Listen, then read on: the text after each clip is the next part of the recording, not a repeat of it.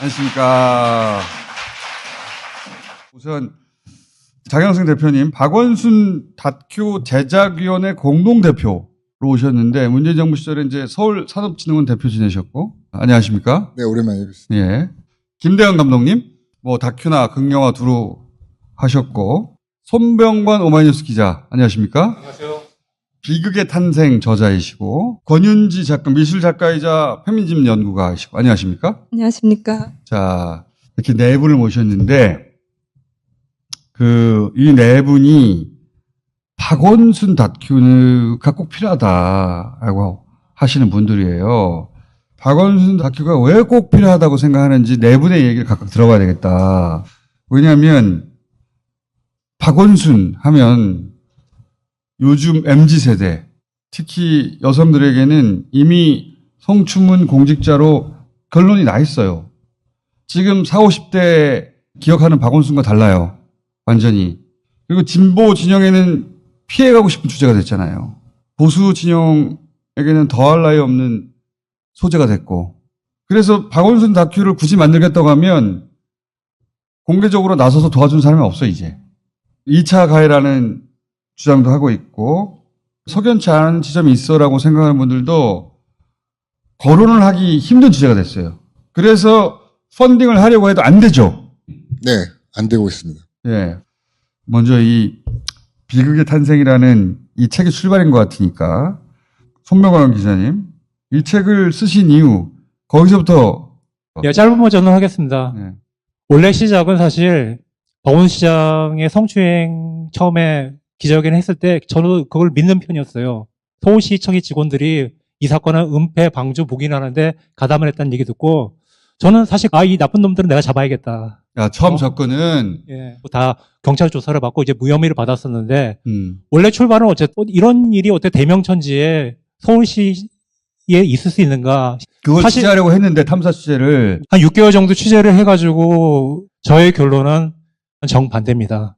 우리가 알고 있는 것과 다르다는 거죠, 지금. 그렇죠. 일단 피해자인 그 여비서분이 거짓말을 하셨습니다. 그거에 대해서 반증들이 많고요. 그걸 얘기하고 싶고요. 또 한 가지, 박원순 시장과 그 여비서의 관계는 4년간의 시달림을 했다는 그런 관계가 아니었습니다. 제가 취재한 바는 그랬습니다. 여기서 한 가지, 박 시장의 죽음이 잘못을 인정했기 때문에 죽었다는 건 아니었어요. 박원순 시장의 죽음이 혐의를 인정한 게 아니다. 혐의를 인정했으면 저도 이렇게 열심히 취재해가지고 뭐 책을 내거나 그럴 필요가 없었겠죠. 박원순 시장의 90년대 초에 맡았던 사건의 기록까지도 다 뒤져봤거든요. 그걸 보고 나니까 저는 좀 이해를 하게 됐어요. 그러니까 애초에는 비판하려고 한 건데 취재하다 보니 정반대의 면을 보게 됐다. 그래서 그걸 꼭 책으로 써서라도 알려야 되겠다. 예. 그러니까 박원순 시장에게 가해진 혐의는 박원순 시장은 성추행 범이고 그 범행을 박원순 주변의 사람들이 예. 방조했다는 거 아니에요? 예. 그러면 진짜 엄청난 범죄죠. 그렇죠. 저도 그래서 그것 때문에 굉장히 열받았었다니까요. 한 20년 이상 취재 기자로서의 저의 명예를 걸고 그거는 틀린 것이다. 이 사건을 다시 봐야 된다는 말은 분명 하고 있습니다. 자, 감독님은 왜 이걸 다큐로 찍어야 된다고 생각하신 거예요?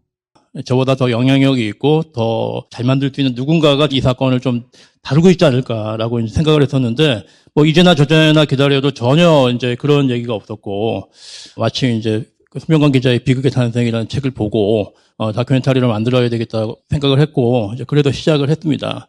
박원순 변호사 시절에 1993년도에 이제 우조교 사건이라고 그 사건의 변호사로 활동하시면서 한국 페미니즘의 시작 지점에 나서셨던 그런 박원순이라는 분이 이렇게 퇴장하게 만들 수는 없었다. 박원순이라는 사람의 명예를 이제 회복해야 되겠다.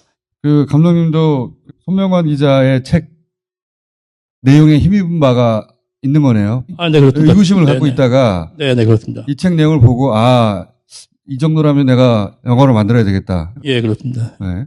권윤지 작가님, 제가 처음에 얘기한 MZ세대, 고세대 여성들에게는 거의 결론이 난 것처럼 인식되는 사안. 제가 이걸 어떻게 아냐면 이 세대의 이제 작가들에게 얘기해 보면 토론의 대상이 아니에요. 그 세대에게는 수십 년간의 박원순에 대한 기억은 없는 것이고 그 세대에게는 그냥 알려진 공직자인데 오늘 보니까 이런 일이 있었네? 그 외의 보도는 거의 없잖아요.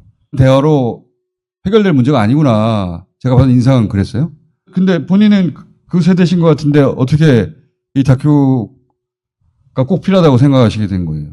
그 세대에서 이 시장님에 대한 신뢰와 또 이 사건의 진실을 보려고 하는 의지를 가진 여성은 아마 저 혼자일 겁니다. 혼자인지는 모르겠는데 네. 주변에서 못 본 것 같긴 해요. 네. 뭐 총수님도 못 보셨잖아요. 혼자라고 하지 말고 네. 드물다고 합시다. 그 팩트를 보지 않으려는 의지를 갖고 있는 것 같습니다. 제 주변의 사람들이. 그렇지 네. 않은 사실관계도 있는데 네, 그러니까 사실관계에 대해서 관심을 갖지 않으려는 의지. 이미 결론이 난 대로 그대로 믿어버려야만 될 것 같은 그런 분위기 속에서 아무도 의구심 자체를 갖지 않는 거, 의구심을 가지는 것 자체로부터 죄의식을 느끼는 거, 그런 이제 문화 풍토가 형성이 된 것 같다. 특히 젊은 세대에게 이 레디컬 페미니즘이라고 하는 문화 권력, 자신이 분명히 갖고 있는 팩트를 알 권리를 포기하게 만들고 또 사건에 대해서 독자적으로, 주체적으로 사유하고 판단할 권리 자체를 스스로 내려놓게 만드는 특히 젊은 여성들의 경우 홍위병 비슷하게 이용을 했다. 지난 4, 5년 동안. 네. 일단 그런 생각이 들고요. 그런 문제의식을 가지게 됐다. 예, 두 분 이렇게 말 못합니까?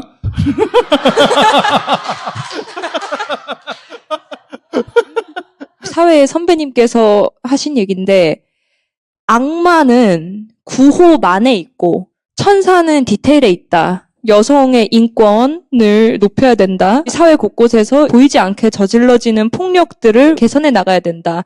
그런 구호를 이제 신봉하는 사람들은 절대 나쁜 마음을 갖고 하지 않아요. 선량한 마음으로 그런 구호들에 우리는 동참을 하게 됩니다. 그런데 그런 구호가 그냥 생기는 게 아니라 어떤 권력이나 스피커를 통해서 이제 우리한테 도달을 하지 않습니까? 이 페미니즘 관련된 구호들을 악용하는, 구호를 이용하는 세력들, 그런 위선. 우리 MZ세대는 기본적으로 정의감을 가지고 있고 거대 담론이 아니라 디테일한 면에서까지의 진보주의적인 세대임에도 불구하고 이 인권이라는 구호를 악용한 세력한테 속고 있다. 그래서 악마는 구호만에 있고 천사는 디테일, 즉 팩트에 있다고 팩트를 보고 같이 바른 길을 찾자. 누구 하나를 억울하게 밟고 넘어가는 운동은 그게 취지가 아무리 좋아도 좋은 운동일 수 없다. 그렇게 또 얘기를 하고 싶습니다.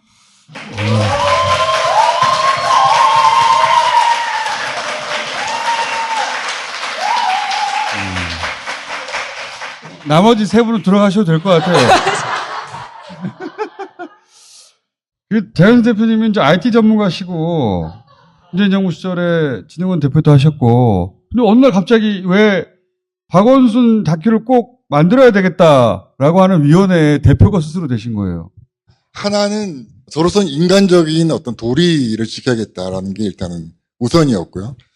제가 이제 박원순 시장님을 알게 된 게 85년도에 학생운동으로 이제 투옥이 됐을 때 저를 변호를 해주셔가지고 알게 됐고, 그러니까 거의 40년 가까이 된 인연, 뭐 그 사이에 이제 아름다운 가게라든가 다양한 어떤 관계들을 이제 맺어오면서, 그분은 그럴 리가 없다라는 확신이 저한테는 있었거든요.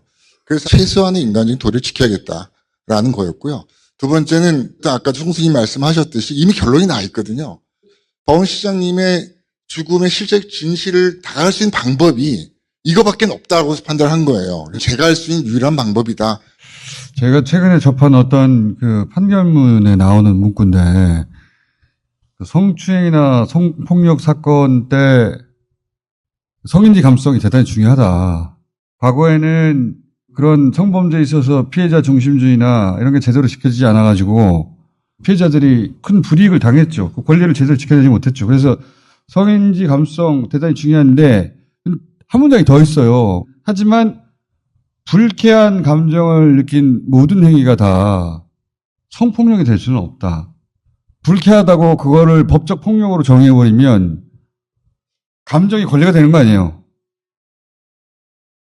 감정이 권리가 되면 폭력이 될 수도 있잖아요. 근데 이런 질문하면 2차 가해라고 하잖아. 그래서 입을 닫게 돼요.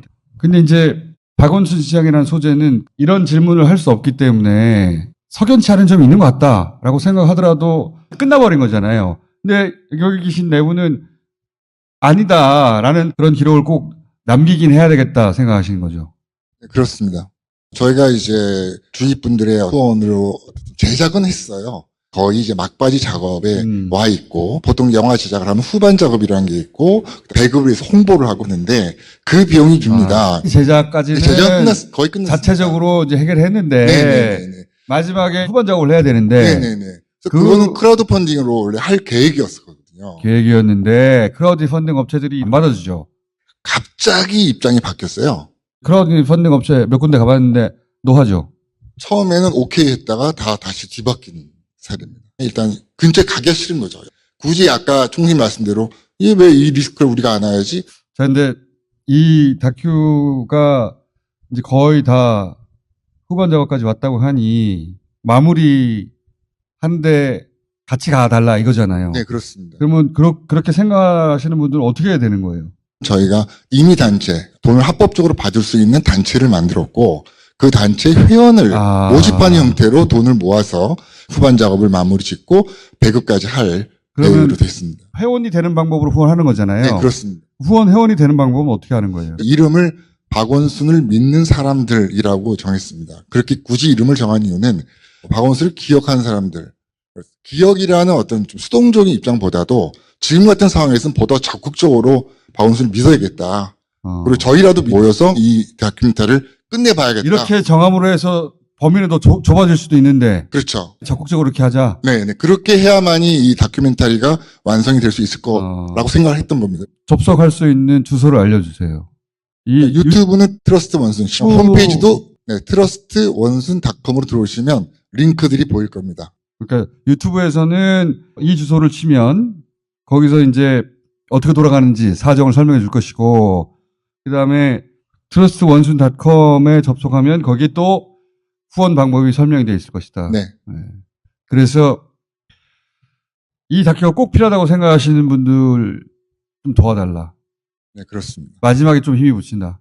여러분들이 도와주시면 마무리를 아주 잘 지어서 박원 시장님의 죽음의 어떤 실제 진실에 다가갈 수 있도록 노력을 하겠습니다. 네, 마무리만 하면 되는 거예요. 네. 7월 9일이 3주기인데 그전에 어떻든 간에 마무리 지어서 여러분들에게 보여드리고 싶은 거였거든요. 사실 제가 반대를 많이 했습니다. 참 이게 좀 누추하잖아요. 돈 좀 부탁드립니다. 라고 말씀드리는 게.